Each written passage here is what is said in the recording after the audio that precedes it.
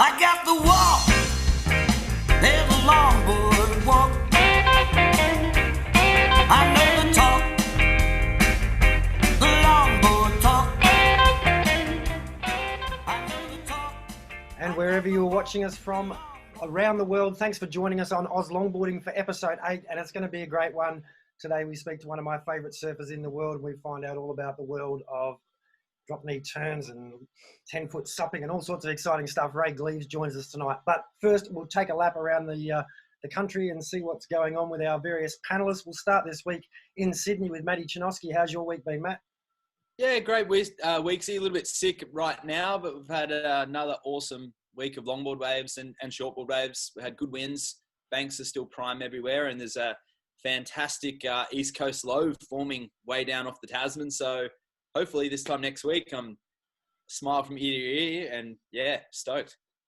Nice one. And look, I know a fellow surf traveller who's probably happy to be back at home base.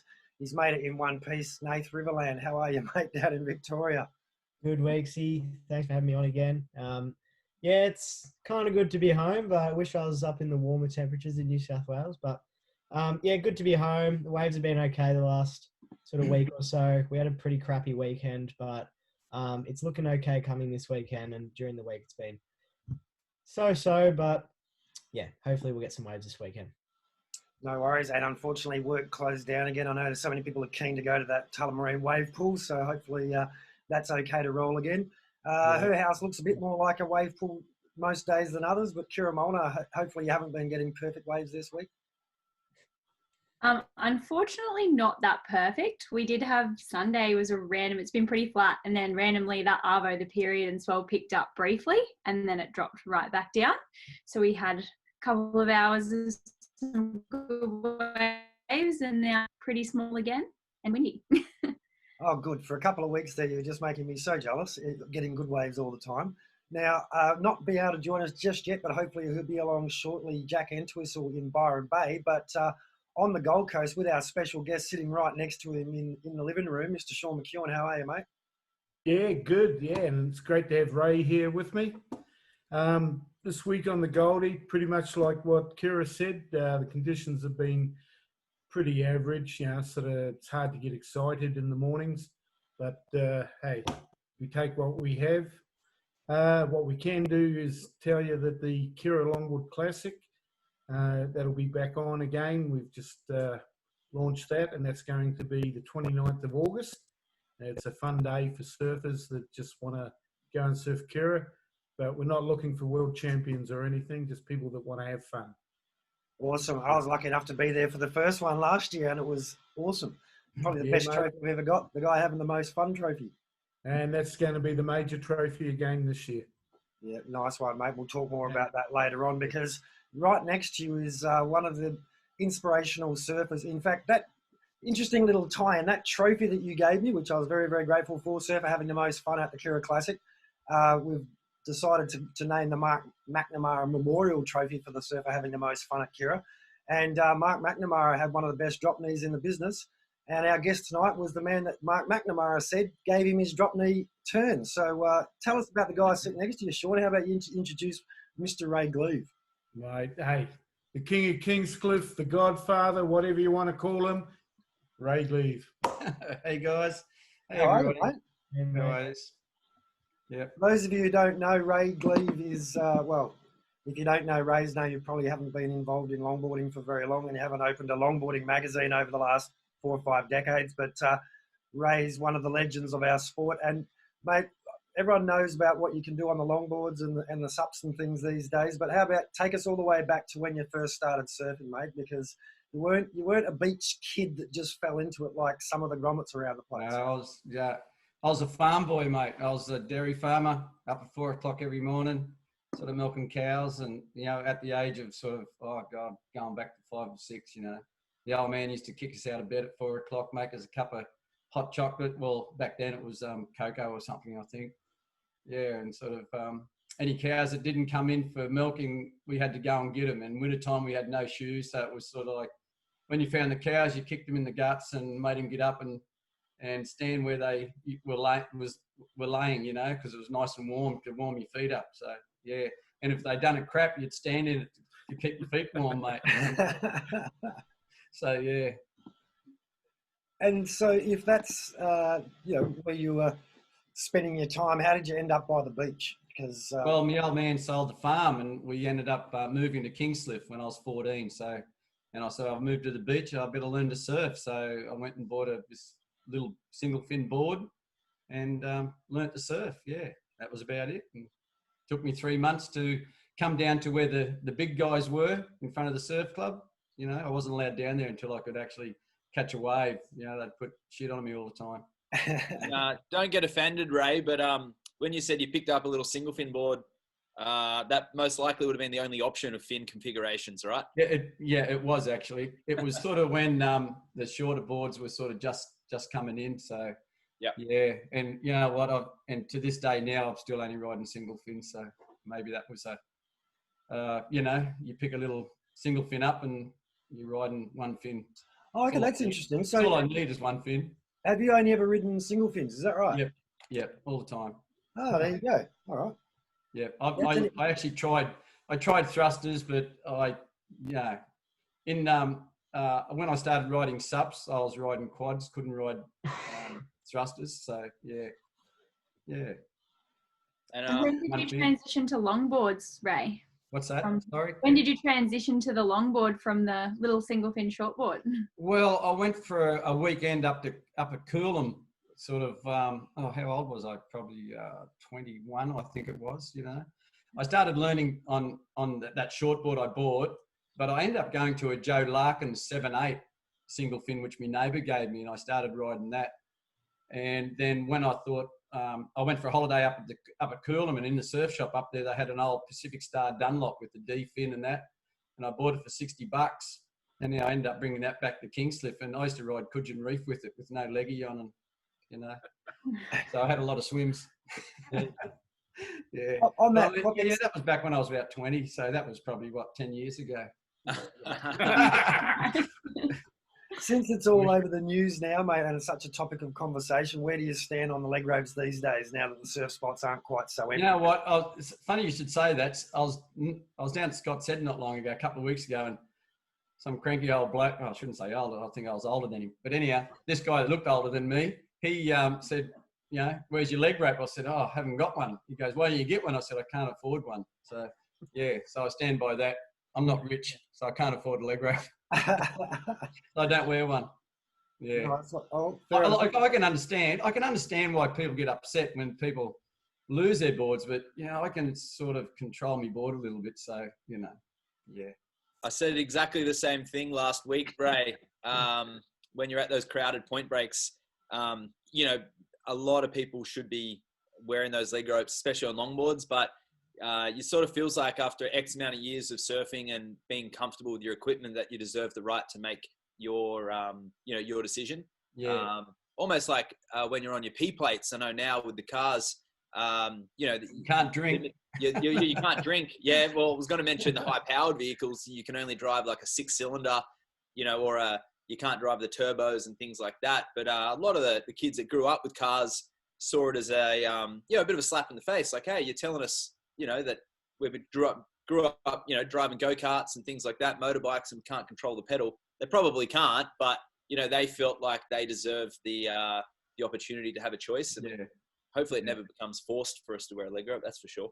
Yeah, But you know what, Matty? Like, my surfing goes 40% down. It goes down to 60% when I wear a leg rope. Because your footwork. And if I don't wear a leg rope, I'm surfing at 100%, you know. So, but anyhow, this guy I was talking about down at Scott Said the other week, it was so funny because a local guy jumped off the rocks and he didn't have a leg rope on. There was 2 lady surfers out there. They didn't have a leg rope on. And I think he saw that after I had a bit of a dig at him. You know?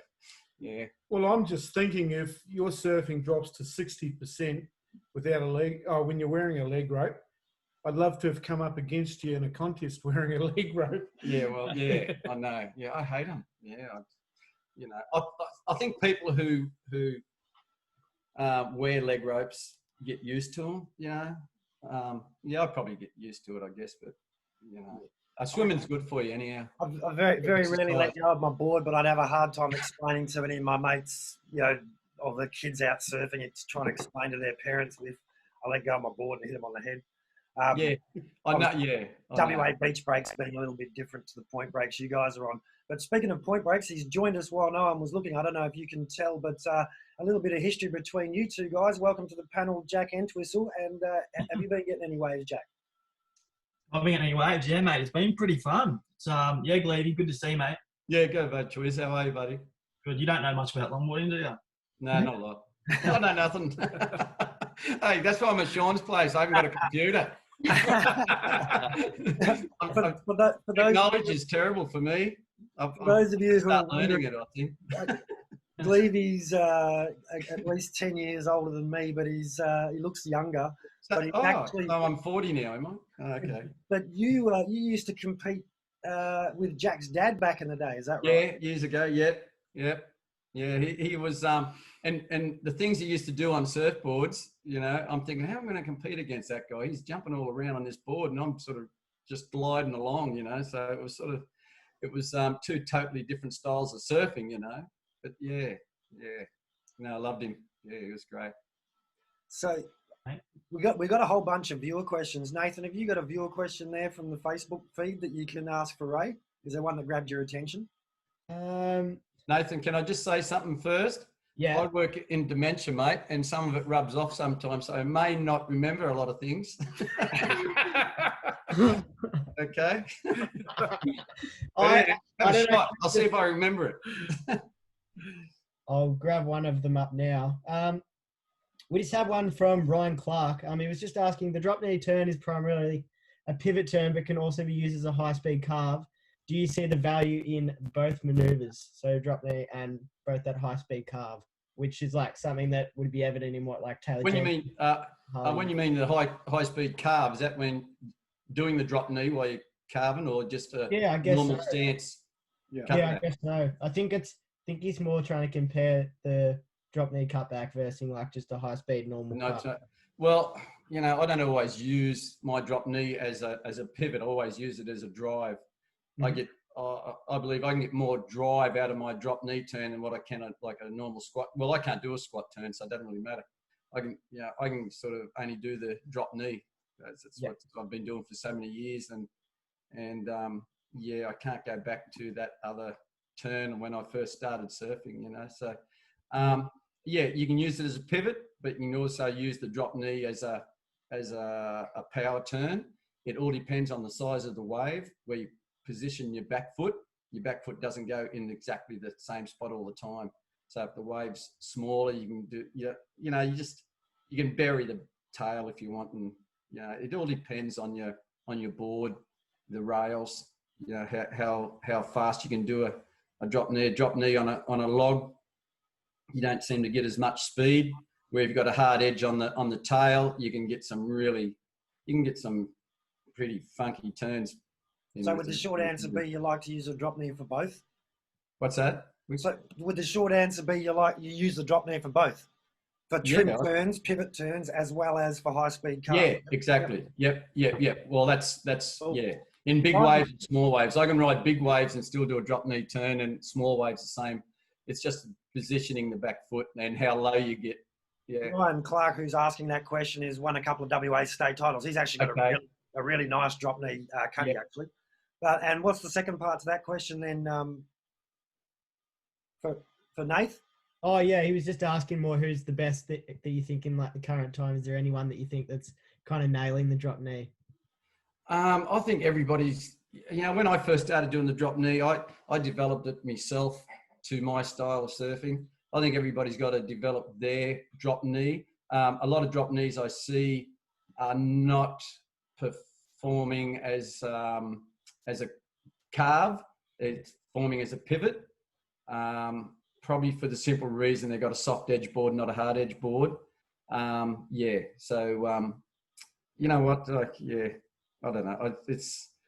I just happen to do it, and that's it.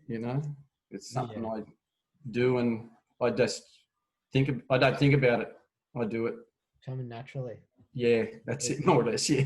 I know Kat Hughes up here, I've been talking to her because she's got a really nice drop knee. Yeah, she has. Yeah. And She's she said, I was like, how'd you learn to do that? And she goes, oh, just watch Ray Gleave. yeah, that's what you do, you know. You just because when I first done it, I was surfing Cabarita, and this chap went right past, like a couple inches from the nose of me board, and I seen his back foot the way it was, you know, and I think, oh wow, that's interesting, you know. Anyhow, so within a couple of days, I tried it and just developed it, fell off, you know, and yeah, I ended up winning it, and it's something now that everybody talks about, you know. So yeah, I'm sort of happy for that guy nearly running over me, going right in front of me. So I know from over the years going to a lot of contests around a lot of different parts of the country that your name comes up in the top 5 of, you ask any surfer, the top because I 5. owe him money, do I? Yeah, Yeah. I think they're lining up to find out best hair products. But Yeah, I got the Ray Martin haircut at the moment. You know, that's why I'm wearing a hat. Yeah, No. put your hat back on, you show off with all your... Yeah, the young ones probably wouldn't know Ray Martin, but anyway, yeah. Hey, No, but I just want to go on that point though, because we'll go with mostly the viewer questions, but so it sort of gets into with so many people copying the style. How'd you get the nickname The Godfather? This is from Marlon Gio. And when's the mullet coming back? The mullet, you know what? I thought about the mullet, you know. Actually, I've got a picture of the mullet. I think I put it on Instagram 12 months or so ago. It's the school of mullet, I call it. Yeah. So it's yeah, Kira, look, yeah, one day you see it, you'll love it. You'll end up chasing some guy that's got one. But anyhow, so what we'll get into. What was the other question? Oh, no. I've gone off track. well, Marlon was sorry. asking how'd you get the nickname The Godfather? Oh, The Godfather. Oh, it was Chris Bystrom who done all the movies back years ago. He just gave me that, and it sort of stuck. So I couldn't tell you why he actually called me The Godfather of Soul, you know. So yeah, I don't know, just the way I surfed, I guess, just free flowing, and yeah. Not a bad nickname to have, mate. Yeah, it's not too bad. McTavish even bought a model out called The Godfather, you know. And I sort of really wish that sort of kept going, because, you know, I've got young local guys in Kingston that just call me The Godfather or GF, you know. Hey, GF, how you going? I said, yeah, cool. Yeah, so that's all good. Hey, I just wanted to ask you, Ray, what's that relationship been like with Bob McTavish? Obviously, you've been working with him for quite a while. Yeah, no, it's really good. Like I'm part of the furniture now, so you got young Matty there and all the other young guys now. So I just sort of turn up and have a chat and grab a board and, you know, talk about a new design or something, you know.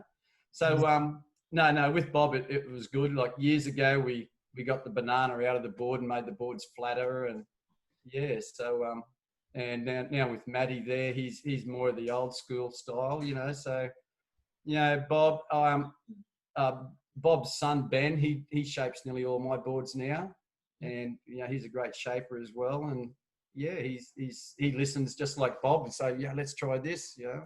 And Bob always said, he says, if you thought of something during the night where you do a lot of thinking when you're awake, get up and write it down. So I do, yeah.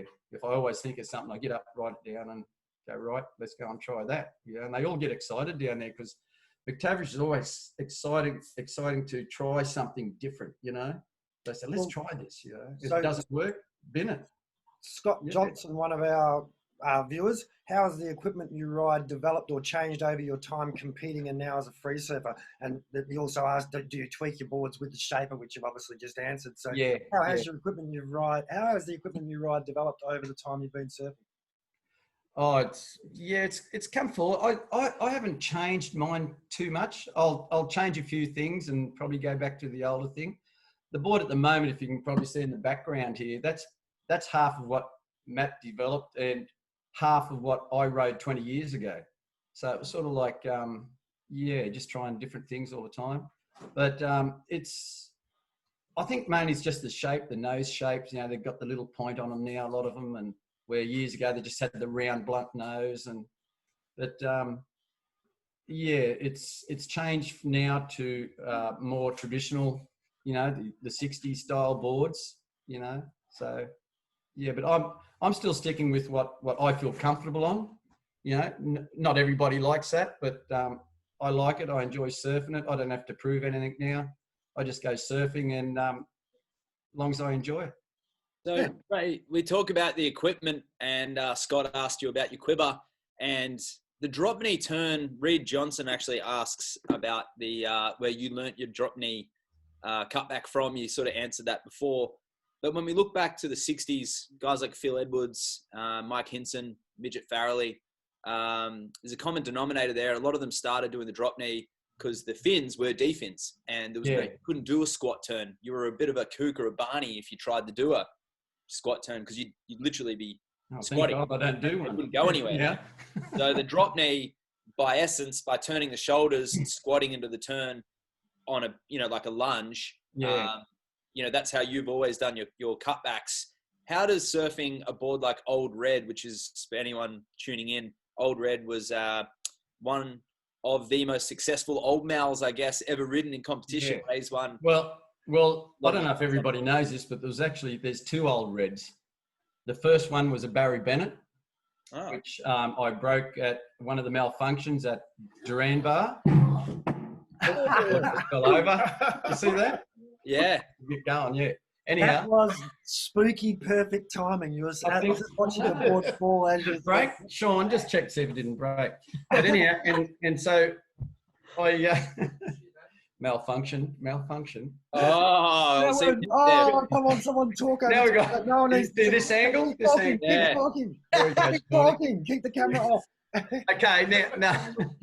Okay, now, and so I broke that one, and I thought, oh wow, I've got to get another old board, So Marty Tullemans, which was a well-known photographer back years ago, he had this old Hayden, which he sold to a mate of mine at Cabarrua, to Jamie Brownlee, and I had a Gordon and Smith which Jamie liked, so we done a swap. And this old board, this Hayden, I got Eddie Sorden at the Gold Coast to gel coat it red with the white stripe, the same as the first Old Red. So, and the Hayden I've got now, the Old Red, is still hanging on the wall at home. Wow. So, yeah. But with the drop knee turn with that one, Matty, it's once you get it going, the weight performs. With all the modern logs now, I've had a go, as you know, like being a teammate, and I find them a bit too light for myself to ride. I like my boards heavier. A lot of my boards, I've got even this one in the background here. It's got an extra layer of glass than what one in the stock has, because I like my boards a little bit heavier. To make the rails work and all that stuff. And in the 90s, in some of your marquee film sections, in a lot of Chris Bystrom stuff, so we had Full Cycle, Longboarding's Not a Crime, or Full Cycle first, Blazing Longboards, then Longboarding's Not a Crime. Yep. You are doing predominantly figure eight roundhouse cutbacks. You're flowing in and flowing out using your footsteps, which that's something that always appealed to me about your surfing. How long were your boards back then? They always looked long, despite the roundhouses. They look 9.5. Yeah. Right. Yeah, I've gone down an inch over the years. I don't know why, but anyhow, size matters, I guess. But so now I've gone to 12 footers. So and everybody keeps asking me, "Well, that's a big one." I said, "Yeah, well, that's what girls usually ask me." Oh, yeah. So anyhow, so size does matter. So I've got a 12 footer at now. So I'm riding that the sugar glider out through McTavish, and it's a beautiful thing to ride. So, okay, that's good. So I've got to be careful what I say, because my wife's sitting in the background. Hi, Linda. So, no, look, I think that probably leads me in. I've got a little bit of a video here, which I'll share with you guys. That it was just a bit of footage I went through this afternoon, and it's Ray up at Agnes Water for the comp up there. I don't know, can you see that there, guys? This is Ray throwing rocks at me from the rocks while I'm trying to film with the GoPro. Yeah, I remember that. Yeah, I missed you. But and this is the sister. That's the sister board, the one that's behind you. Hey, what? Yeah, I think I took that one up. Yeah, but I rode the black one with the gold flames. And so it started off with some really small beach breaks and things. But this is a bit of video evidence here that you're a bit of a rat bag sometimes, right? Oh, is it? I don't know. I got dementia, mate. I don't know. But so tell us that you're in 3 different divisions. How do you change from board to board? And Oh, look, you know, when you got your quiver and you change all the time, you get to know your boards. You know, you get to know where to stand, you get to know where to speed. Different, you know, you ride all your equipment in different size waves. You know, you just get to know them. You know, it's like your wife. You get to know her. so that's the little beach break there. When because the That's conditions the point change break there. I can see. I think. quite You can press dramatically. play, Weeksy. Right. You know the triangle button. Are you guys not seeing it? No. We're just seeing. I'm just seeing me throwing a rock at you. Oh, is that- Yeah, the oh, screen's okay. frozen, Weeksy. Sorry, I'll have to insert that over top of the YouTube version of the video. So I was watching it. I was enjoying watching it. That's good. Yeah. Yeah, Jack, have you got a question there for Ray for us? Ray, mate, always been a fan of your surfing. Mate. Wondering when you're going to start doing lessons, mate. When are you going to start charging lessons? You know what? I'm willing to give anybody a free lesson down the beach if I'm there. I'm not going to come from, not you, Sean. Nah, mate, we've got the Kira Longboard Classic. We'll get you down there to give some lessons to some of the. I give anybody competitors. I give anybody a helping hand. You know, if someone wants to come up and say, yeah, Ray, we're going to give you this much money to coach someone, I might go, oh yeah, but I mean, you know, I just haven't got time. I got a full-time job. I got another little business I run, and I surf a lot. So, you know, I surf. I try to surf every day still. You know, I'm 61 years of age, and I think that's what's keeping me fit is surfing and running around.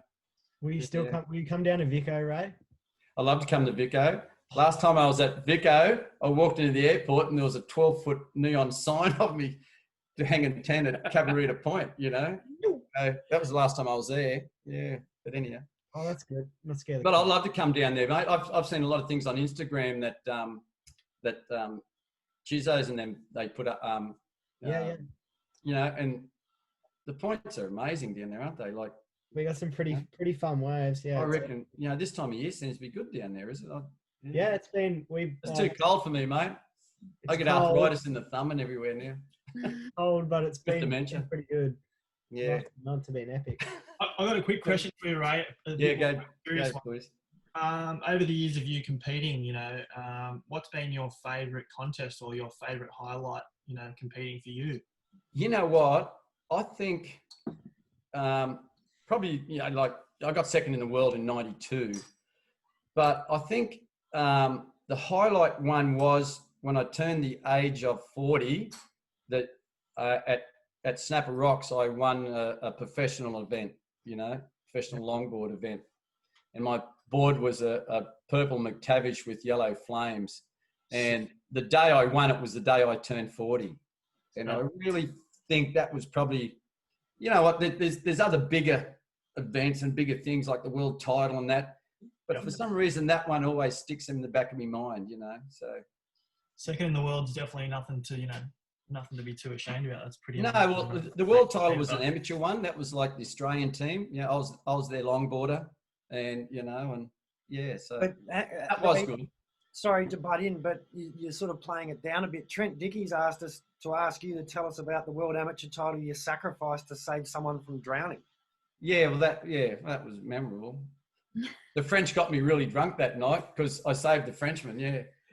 Yeah, his name was Michel, and he broke a leg rope, and the other two competitors were just paddling straight past, and the poor bloke was drowning, mate. So, you know, I do the Aussie thing and go, hey, hang on to me board, you know, while we're halfway through a heat.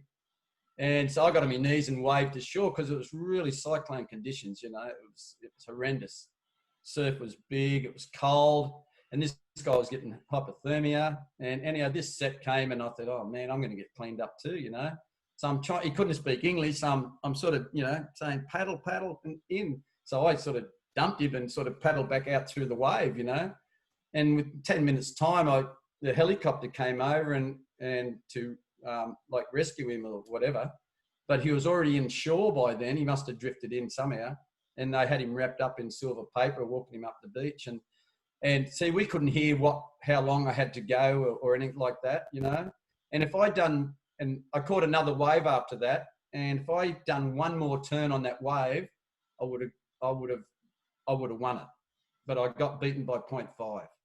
Ouch. A second. Oh, Yeah, no, I've still got the bit of thing at home, a bit of paper at home with me the final scores on it. Yeah, so but I mean, 0.5, that was the difference. I know you well enough from over the years to know that the trophy in there's worth more on that one for you, mate. Yeah, no. The French guys, they all got me so drunk that night, Yeah, so it was. Is drinking and surfing in competitions a theme for you? Because You know what? I think I used to, I don't know. I think I used to scam everybody. Everybody thought I didn't drink. But what I used to do me drinking before I went to the night out. And then I'd sit there with lemon squash. Everybody thought I was a non-drinker. I'm going, well, yeah, fooled them. I love it. So Marty Ferrier, who's noted to have the odd red or two, has asked us on our Facebook the night before the 2006 Crescent Head over 40s final. How many bourbons did you have, Ray? Mate, I got dementia. I can't remember. I don't drink bourbon, so yeah. No, I don't. I'd say none. No, I would have had a couple of beers. Yeah, so I'm pretty Aussie, mate. Yeah. For Marty to have hazy memories makes perfect sense as well. Yeah, that's it. Kira, you're a bit of a style lord, and obviously surfing in that smooth vein that Ray's so good at as well. But have you got any questions for Ray with regards to how he still manages to look like he's 25? Because did you get hair implants? No. What's that? Ray Martin hair. No, let me get. Yeah. No, I have got a viewer question though, while we're on the subject of heats and that sort of thing. So Matt K, he wants to know about some of the heats and finals that you surfed against Wayne Dean. Oh yeah, poor Deanie, yeah, rest in peace. He was a competitor, that guy, I remember talking to his wife once, and she goes, Ray, he doesn't talk to you because you're his main threat. I'm going, oh really? Because I'd be out in the water in a heat, we're waiting for a wave to come, and I'd be chatting, and he'd be more or less going, oh, shut the frig up, will you, So yeah, it was sort of like, he was a mean competitor, where I was sort of like, oh, let's have a chat while we're waiting for a wave, But he was nothing like that. No, he wanted to win no matter what, Yeah. So yeah, that was. And hey Ray, I know that one of your sons, Cameron, surfs. How's and in longboarding's not a crime actually. There's a really nice vision of you cruising in an EH Holden with your longboard on the roof, and you got the family in the car. How's surfing been a family-orientated activity for you, and how does longboarding competitions play into that for you? Yeah, it's really good. I think my boys have got longboards as in their little quiver. Not that they ride them much. I think they probably feel that they need to live up to my name. Oh, Cameron, that's Ray Gleave's son. You know what I mean? Like it's a bit like probably Bo Young and Bryce with Nat. They'll always be. There's Nat's son. So my sons are very good shortboard riders. They're good longboard riders, very excellent shortboard riders, So, and as a family, as in surfing, but I used to take them everywhere surfing, and Cameron done a few contests and that, but he didn't have the killer instinct, so he didn't do too well. Even if he was a better surfer, he actually beat Geordie Smith once, in a comp many years ago, But but they very rarely come around and pick me up and take me for a surf now, And when we do surf together out in the surf, I'm still pushing them on sometimes, and they're 32 years of age. So now but it's good. I take my wife surfing now. She's a sup rider. She loves supping, and so we go surfing together all the time. So yeah. So are you into the sup riding as well, Ray? Love supping, yeah. So all you non-sup riders, you want to try it. Usually the people who bag you are the ones who either can't do it or haven't tried it. Yeah, no, it's exactly. I was into the 7 footers, but now I'm into like the 10 foot, and I just design them the same as my longboards, Yeah. And Ray, we're looking at some pictures of you on your sugar at the moment, but Love I short. know you personally, how you never really adapted to shortboards. There's the wife there actually in the background. Yeah. Is Linda? Anyhow, sorry. You Yeah. never really adapted to shortboards. You picked No. up, single fins and gravitated towards longboards because of the glide.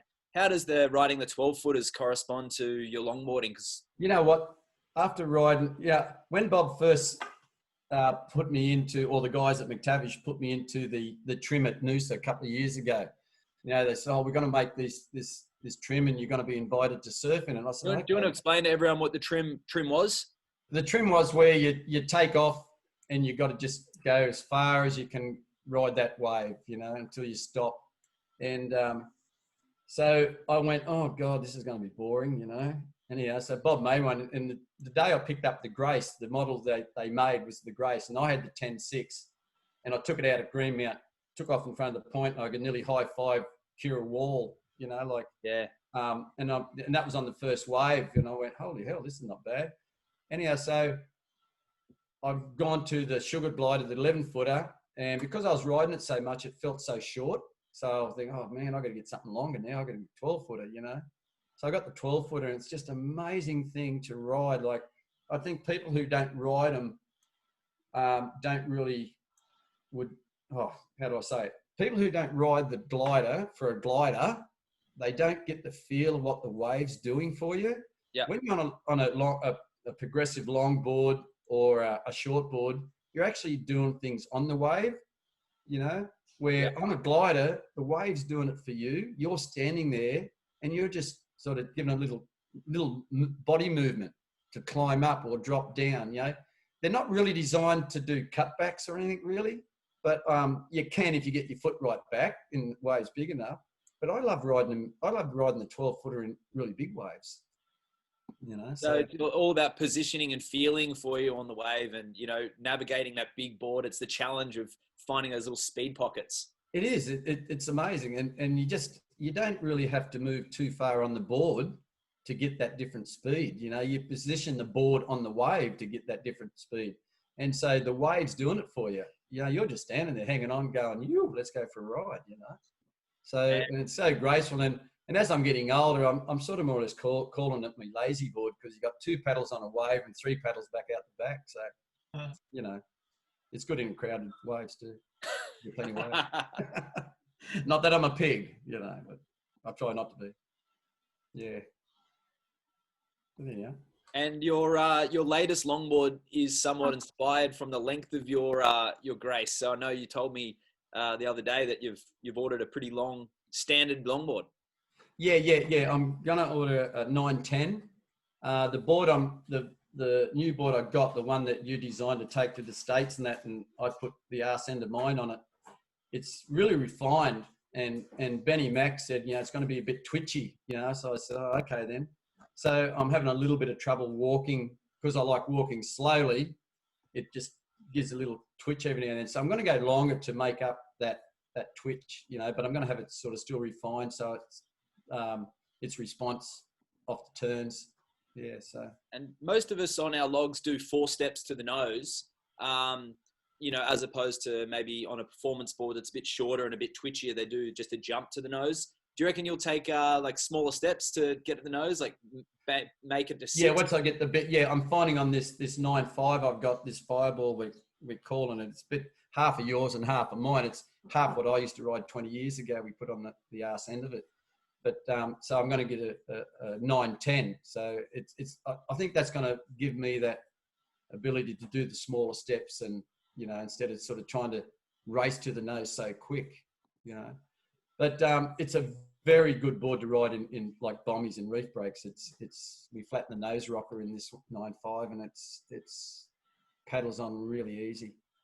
So yeah.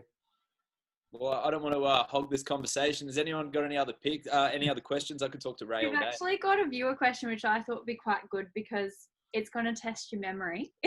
Are you ready? I told you, Kira, I haven't. Yeah, okay. There you go. Okay. So from Brian Cook, does Ray remember getting his photo with the Mickey Dora sign on its commemorative lap of Australia in 2002? No. I don't. Where was it? Was it at Malibu? No, Oh, he posted a photo of it because he said now proudly at the MD bar in Noosa. There's a photo. If you have a look on the Facebook page, yeah. Brian's actually posted a photo underneath of you. Oh, okay then. Oh, Yeah, okay. just to help the memory along. Yeah, no, it's not going to help too much. Sorry, we got that in there. Sorry. A big blue plank, a big blue plank with what does it say? The Mickey Dora Decat bar, big blue. Was it at a bar? No, you're at the beach hanging onto the sign from a bar which was doing a lap of Australia. Oh shit, I might have. Can you get me walking stick? I need to go to the toilet. No. It's oh shit, that was a hard question. Obviously, you started surfing when you were 14. How did Yep. you get so good so fast? Like, how did it, starting at 14, that's pretty, for most people, they start off really young. Yeah, how did that? I don't know. I just went surfing because I loved it.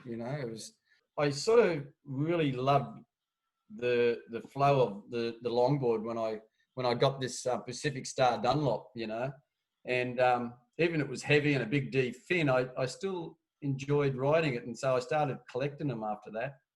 And I had a 9.8 Hayden I got from somewhere, and I rode it at Burleigh Head once, and I walked around the point, and these younger guys were sort of, well, I was young then too, but these other guys were standing there and giving me the eye, and they're saying, "You're not going out there, mate, eh?" I said, "Oh, I think so." So I paddled out and I surfed for about an hour, and I came back in and I walked past the same guys, and they said, "Lucky you can surf that, mate." Anyhow, so I just stayed with longboarding because I loved it, and I still do. Yeah. When you were growing up, Ray, who was your favourite surfer, and what kind of surfers and longboarders did you look up to? Oh, that's a really hard question because I didn't watch any videos or anything like that. Oh man, I really don't know. Like, not until I really got going, I got to know Nat and Midget and all those guys, and realised they were such sort of legends, and that it took a while to realise they were legends. And so I can't really say who I looked up to, really, the honest truth. And you were competing with Midget and Nat at one stage. Not so much Nat, Midget. Nat I did. Yeah. Yeah, you got pretty grumpy there. It was at Manly, actually. In the 80s. And that would have been with your dad, Jack. Yeah, Twiz was there too. Twiz was in the heat too. And it was really small. And I remember paddling on to this wave, and Nat goes, "I got this one."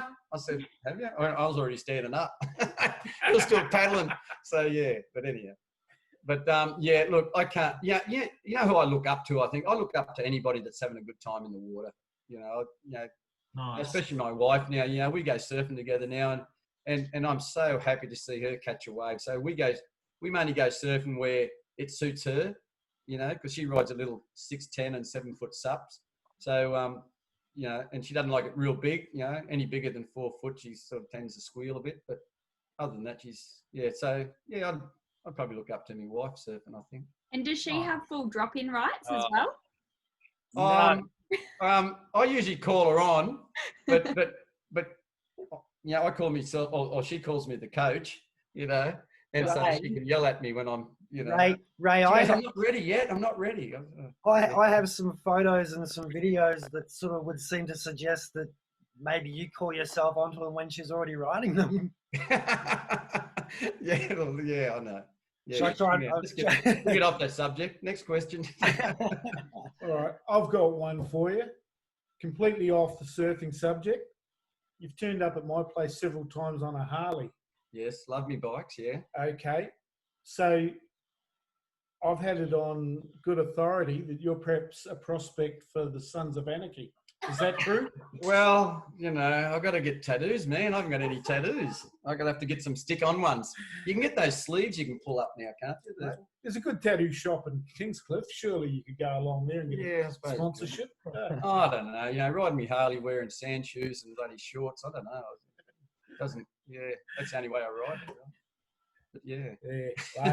And I love me bikes. I got a 1967 little 2-stroke road bike, vintage bike. I ride it too. I nearly prefer to ride it because it goes around corners better than the Harley. So yeah. Harleys goes around corners. Hey, and when you're not out there ripping it up on the tarmac or in the water, you're out there pushing a lawnmower. Yeah. What's the story? Yeah, that's my other little business. I feel that's keeping me fit. Yeah, yeah. You love the gardening. Love the gardening. Love getting my hands into the earth and my feet, and yeah. I love gardening. I love gardening of an afternoon because I walk around for stubby picking weeds out of the garden. So, sorry, Jack, go. I'll just quickly, Andy Mack has asked a question here. What does Ray think of the current longboarding scene? What do you think? The current longboarding scene? Yeah, it's like, as I said, like, I respect all people, the way they surf and everything, you know, and with the transitioning from high performance to logging, I love watching both, you know. So I think there's room for both, you know, because everybody is different surfers. I think there's room for logging and progressive surfing, you know.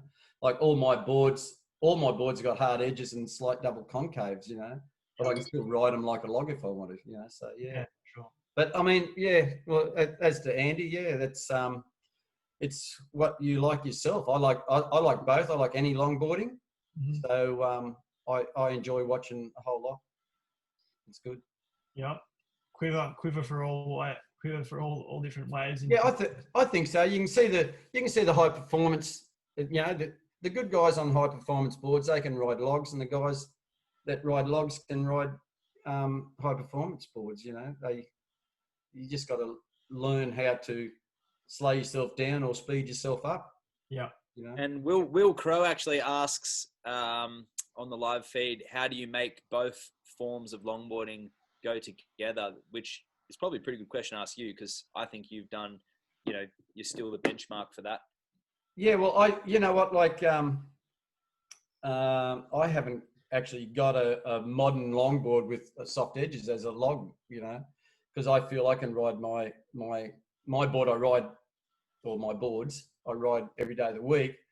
I can slow them up to ride them like a log, you know. So I love cutbacks. I really love cutbacks. I know the modern day surfing now, it's a lot of trimming and nose riding and change direction. I love the feel of that drop knee cutback with the big figure eight, you know.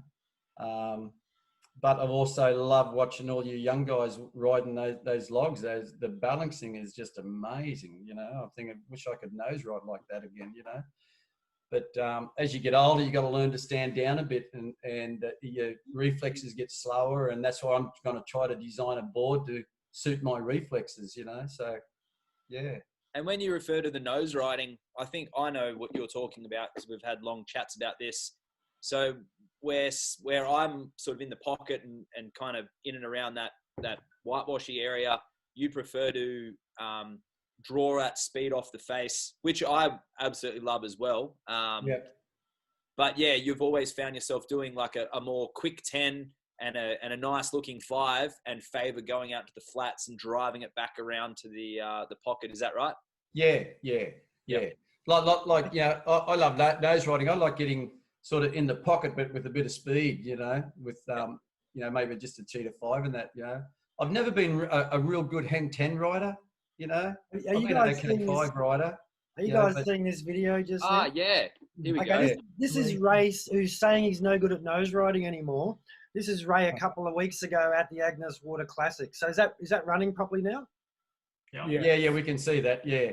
So this is Ray having a real hard time of getting to the nose now. He's such an old bloke. So but what I mean by nose riding, I mean like, yeah, I can get up there and hang them over, but it's the balance that the young guys are getting, you know, from their board designs, you know, like with the soft edges. That's what makes a good nose rider, with the tail kick and the soft edges. Where see my board's got the tail kick, but I've got hard edges, so I suffer a little bit with my nose riding. But because I love me cutbacks so much, if I don't do a cutback, I'm feeling I'm not doing much, you know. And so I always design my boards to make sure they do a big roundhouse cutback. And I think that's the wide point, Ray. that's where it changes. You've got a neutral wide point in the middle of the board, Yeah. which you always have with Bob's classic triplane rocker, which I think you set the benchmark for, all round style longboarding. Yeah. And it's beautiful to watch. It's timeless. And I think it's that you still have, a lot of influence in today's surfing. Well, I'd like to think I do, because I've been a pretty responsible young fella over the years. So,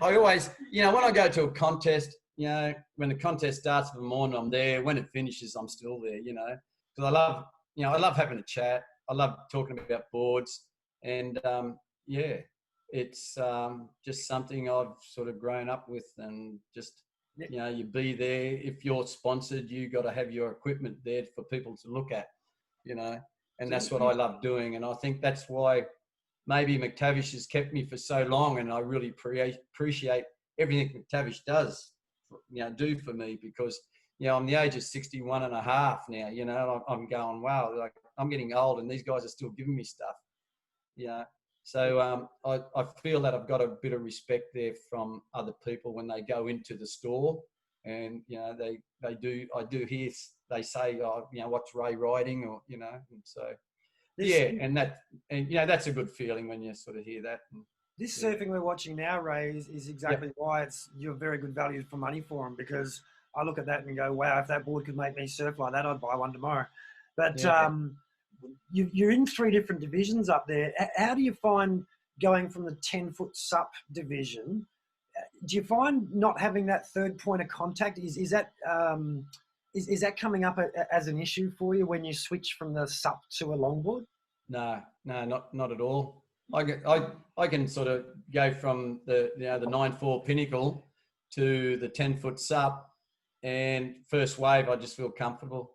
Sometimes when I'm going from the SUP, if I've ridden the SUP for too long, like too many days or weeks, I'll go to the longboard and I feel like I should have something in my hands, Now this year was dodgy, mate. You cut off your competitor on your way in from the surf. That was dodgy as. Yeah, well, I must have been pretty mean and mad then. I can't believe how good the waves were the day after I left. I know.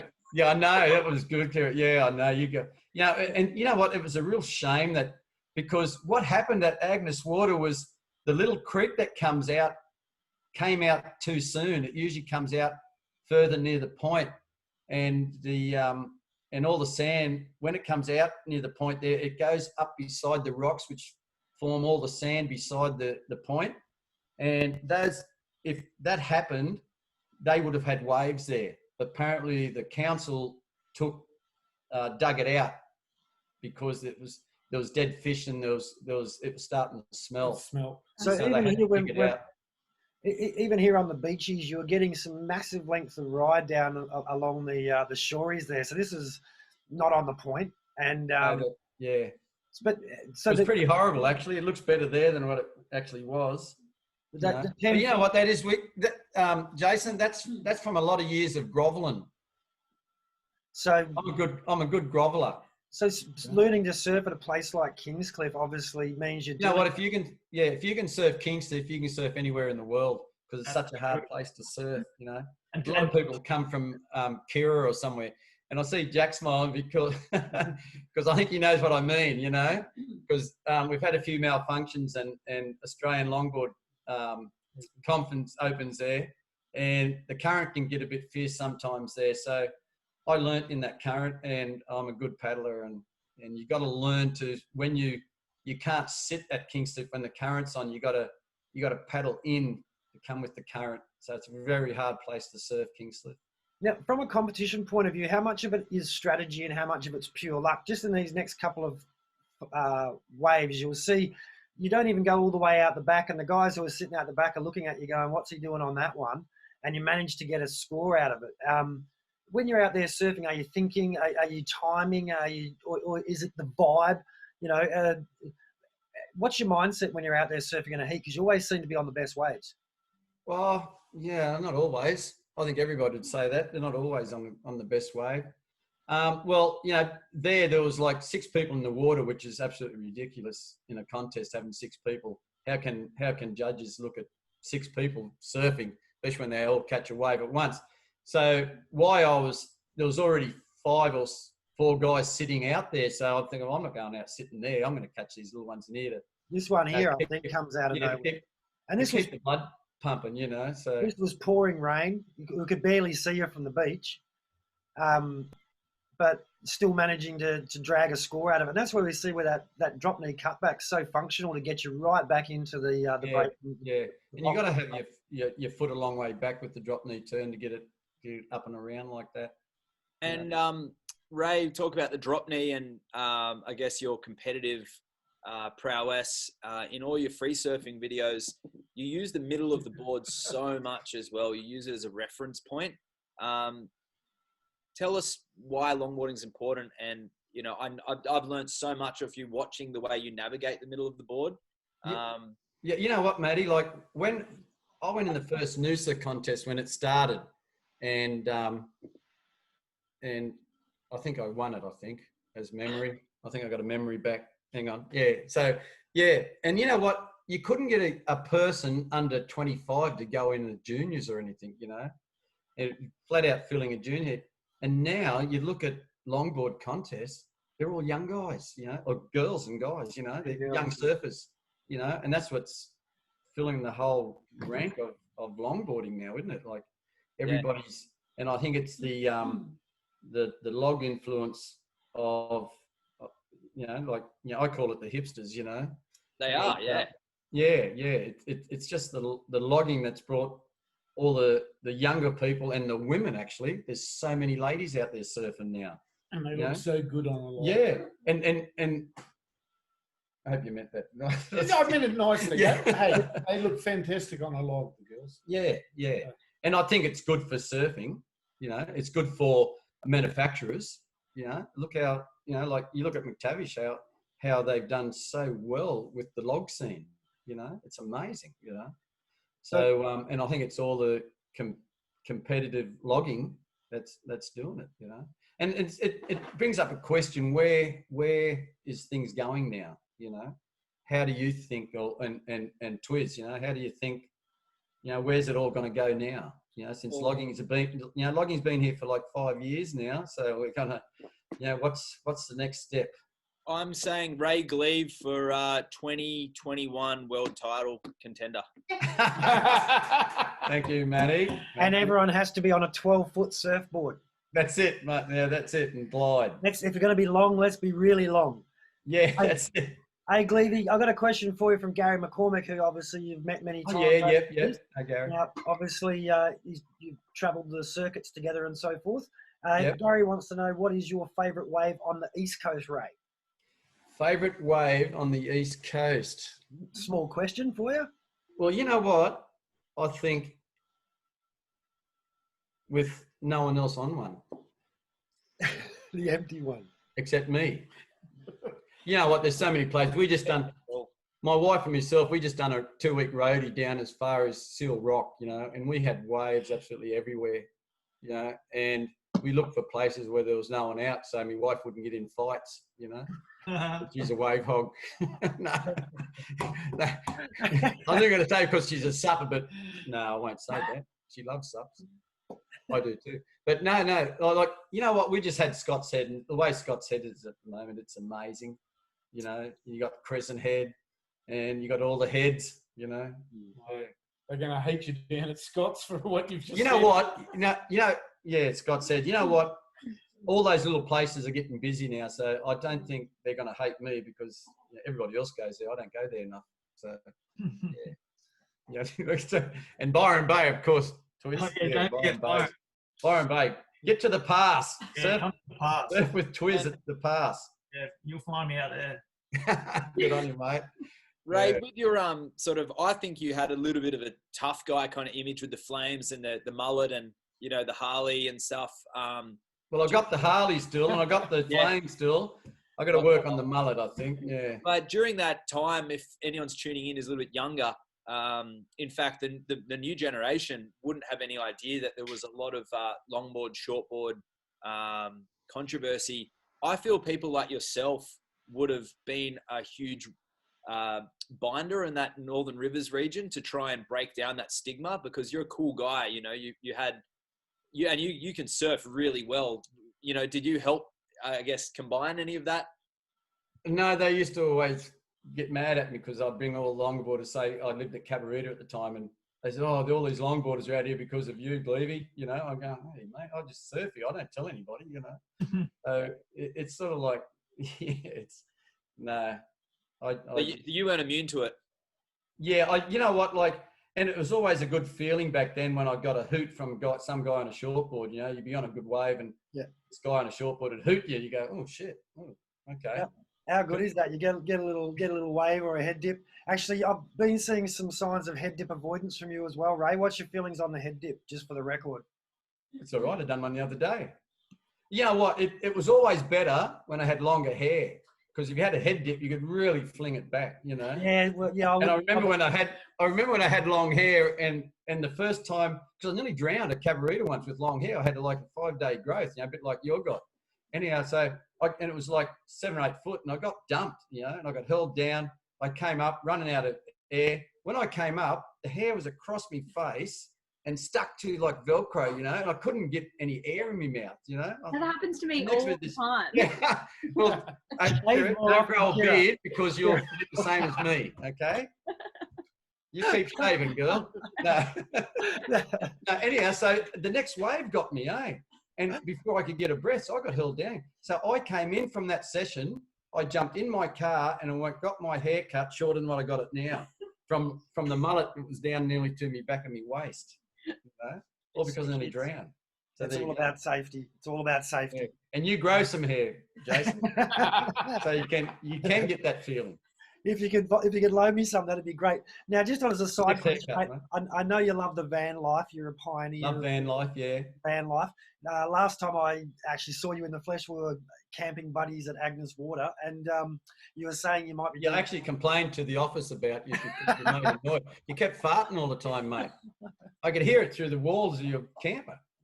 Well, it was only 20 metres. They should know better. Oh, no. Yeah, they should make them bigger. But, well, now it would. With COVID, you'd be further apart. It's every second campsite now, so it'll be safe. See you up there next year. Yeah, mate. I'd love to get back up there. You said you might be doing some upgrades on your van, though. I was just wondering, is that... Yeah, well, yeah, I'm getting older now. Sort of middle of the night, got to go to the toilet. So I might have to get a Winnebago with the toilet in it, I think.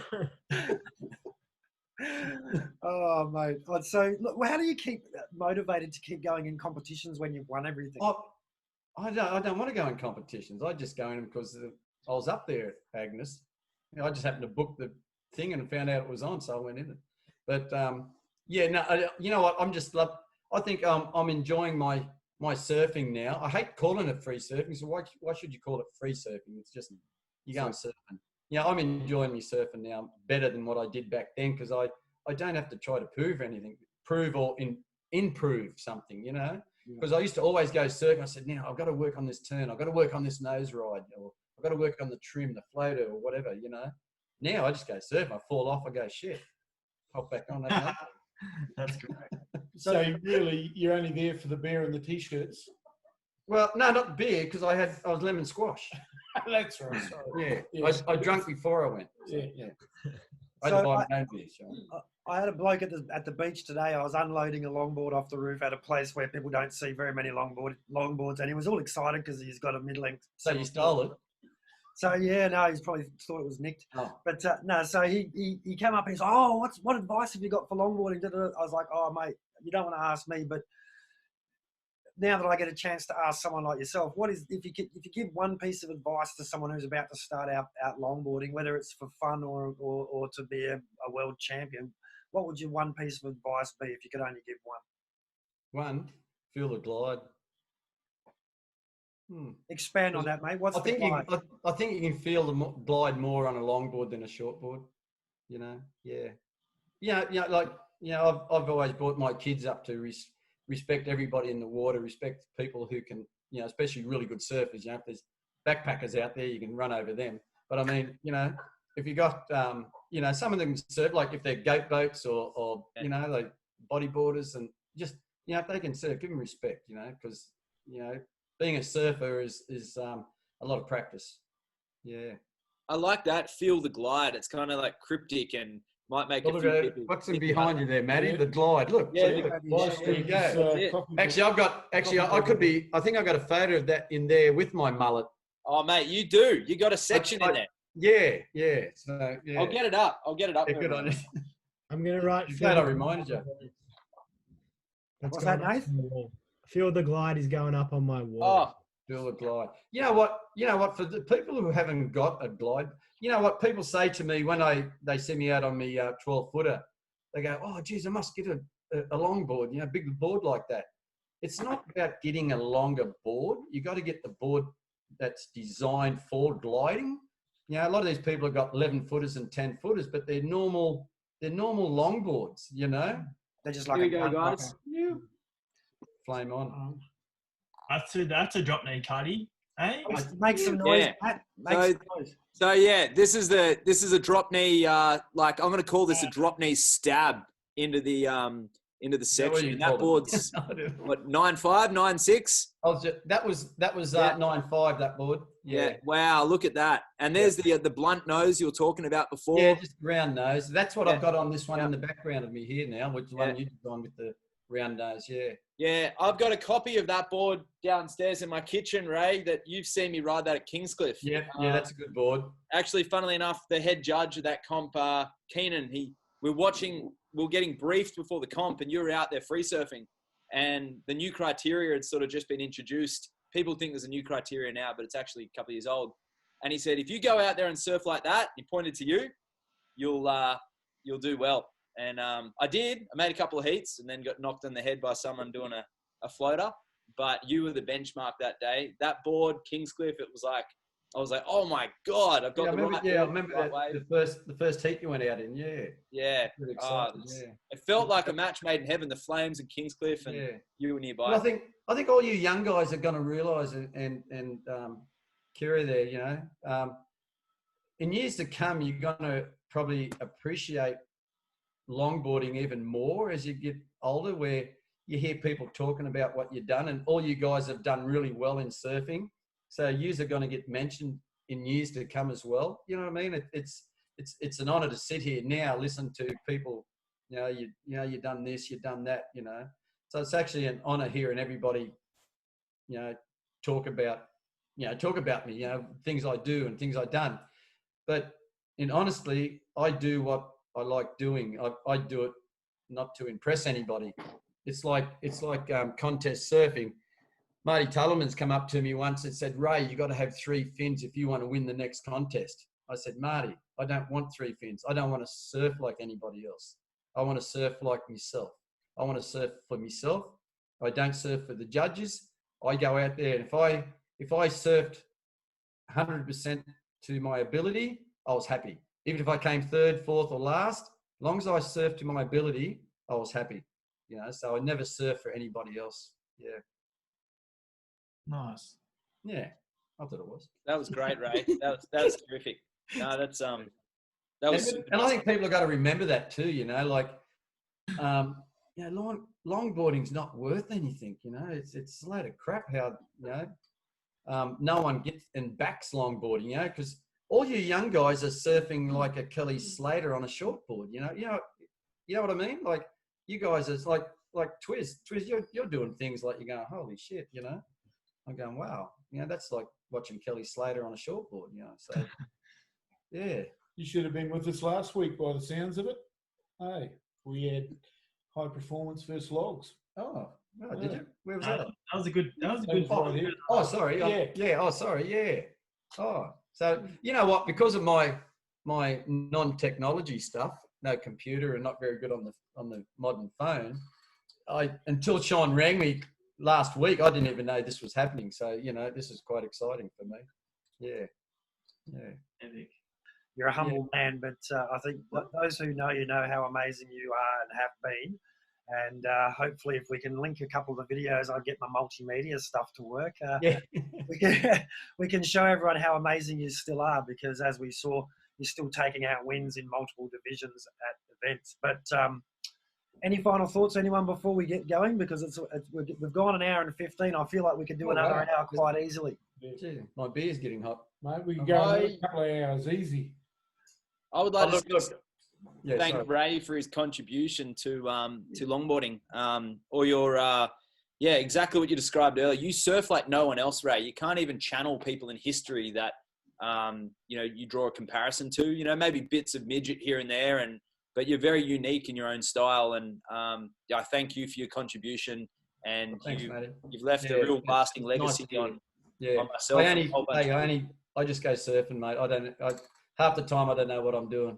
You know what I mean? Probably because I got dementia. No. You know what I mean? Like, yeah. I just go surf. I just love longboarding. I love longboarding. I love watching the traditional stuff. I love watching the high performance stuff. I'm just very interested to see where things are going to go. Because they're both such good surfing styles to watch. And as I said earlier, I brought my kids up to respect all types of surfing, and even, we got some good goat boaters at Kingscliff, and they're, one 6-time world champion, and he just rips, you stand there and go, wow, look at that. Yeah. So Kingscliff punches above its weight in so many different areas. You've produced more world champions than just about anywhere in the world. Yeah. Steffi's dad lives around the corner from us. Yeah. So Steph Gilmore, obviously, even Colleen Dean was a bit of a. You mentioned Mrs. Dean before. Yeah. Colleen was a really good shortboard surfer many years ago.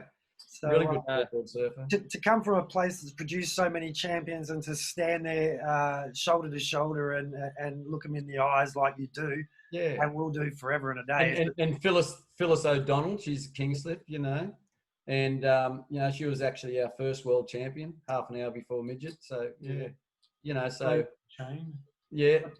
Shane Bevan. Yep, and he's obviously Australian surf lifesaving champion as well. So, like I say, in a pantheon of champions, you stand right there among them, mate. And we're proud to have you as a longboarder. I kind of get the feeling that no matter what you did, you would have ended up being a champion. But I don't think anyone asked Jodie Barsby's question.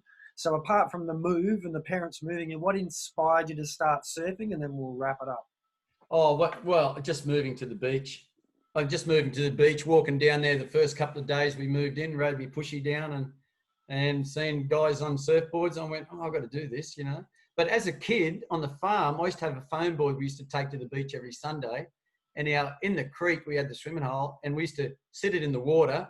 We used to run along the bank, and then I'd jump on it, and sort of pretending I was surfing down this creek, on the farm. So, so I think it actually started from a younger age than 14, really, for me, my surfing thing. Yeah. Well, there you go. Jodie Barsby, she's dragged out that bit of info I never knew. Good on you, Jodie. You started surfing in the dam on the farm.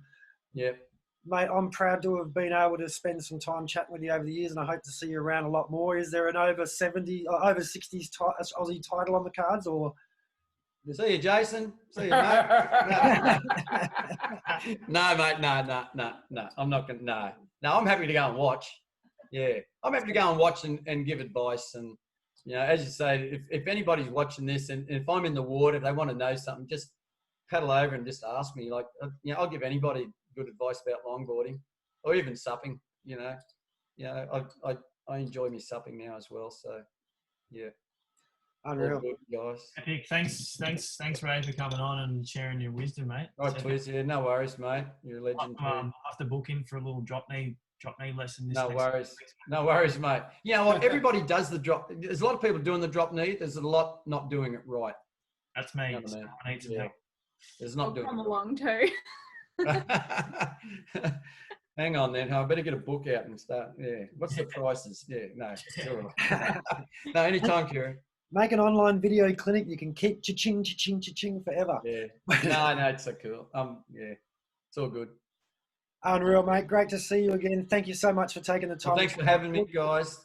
Thanks for having me. I'm thrilled. I was a little bit nervous coming on. I'm thinking, I hope no one comes from the dark past, so I'm pretty safe. So I better get off quick. Yeah. Ray's got to get off because he's got to get to bed early because he's got to get up at 4 o'clock to milk the cows. No. Yeah. You know what? I still wake up early. That's the thing. I still wake up. I'm ready to get up at 4 o'clock and do the housework. Well, I don't want to get in trouble with Linda, so I'll let you go. But and thanks to Linda for letting you spend some time as well. Great to see her out in the water as well, ripping it up on the sup. I think you've inspired me to get one of those 10-foot sups though, because it's the longboarding manoeuvres count. But let's go out to Brady Bunch mode so everyone can see everybody. Thanks so much for joining us, Gleave. It's an absolute pleasure. Yeah, Next no worries, week, mate. Sean McEwen, talk us through it, mate. Okay, next week we've got the all about the surf reserves. We've got Andy Mack. Andy Mack.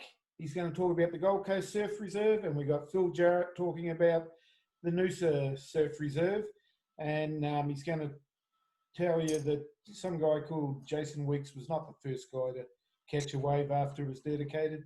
No, it was Woodsy. Jason Woods. Yeah, next week, tune in 7 o'clock, same time, same place, to find out about how we're protecting our surfing spots through the World Surf Reserves. Absolutely fantastic. Meantime, hey, share this with everybody out there, guys. Let's get everybody watching and getting it out there. It's out on Facebook, YouTube, Twitter, Instagram, and all the podcast shows. And if anyone who's watching us online has got a copy of All Summer Long and you'd like to give us an electronic version, is it all right if we share that on our Facebook page, Ray? I haven't even got one. You know what? I never even bought any magazines. I got you covered, Ray. Good on you, mate. Thanks, Matty. Look after me, mate. Team riders to the death. Oh, and look, we haven't actually, we have decided on some winners for the photography competition, but we're going to do that as a separate little thing during the week.